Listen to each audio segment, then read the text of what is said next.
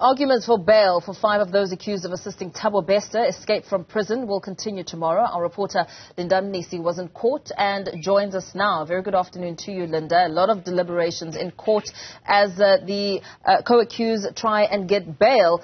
Talk to us about some of the highlights that we heard this afternoon, especially looking at some of the elements highlighted there about the state making reference on how the public was enraged when Katlego Bereng's body was found in that prison cell.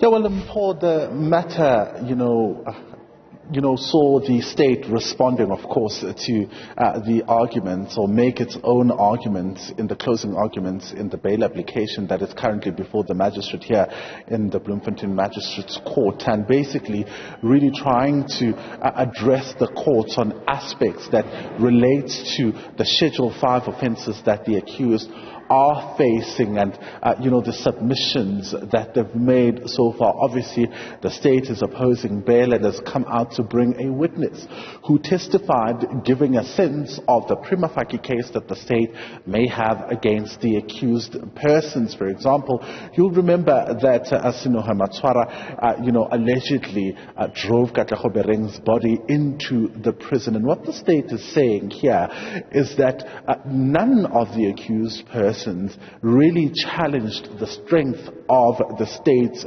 case. Yes, it's bail application. A lot of the merits will be dealt with, during trial stages for the trial court to determine, of course, the strength of the case, but also, whether the merits will stand. So they're saying that at this particular point, no accused person or any of the applicants challenged the strength of the state's case. But also, you'll remember the issue around the accused persons and how they did this particular bail application. The state saying that, they could have chosen to do any other thing, but they chose to depose an affidavit, which, of course, unlike a testimony of a witness, would be scrutinized to a certain extent.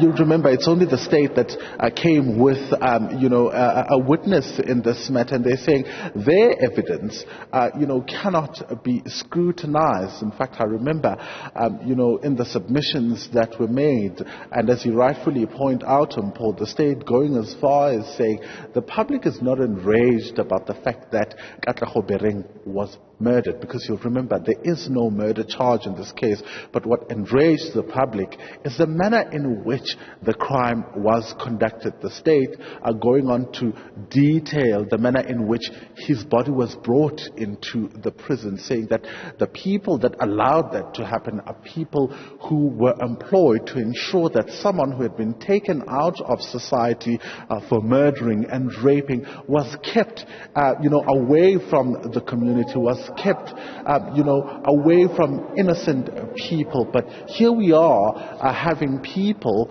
who were tasked with making sure that that person stays behind bars, aiding essentially the escape of Thabo Bester. These are the same people who come to court and say that, they deserve to be granted bail, and that, they will not interfere with witnesses, because these charges that they're facing are essentially, charges that they're facing for the first time. They have no previous convictions or any pending cases, and Paul. Yeah.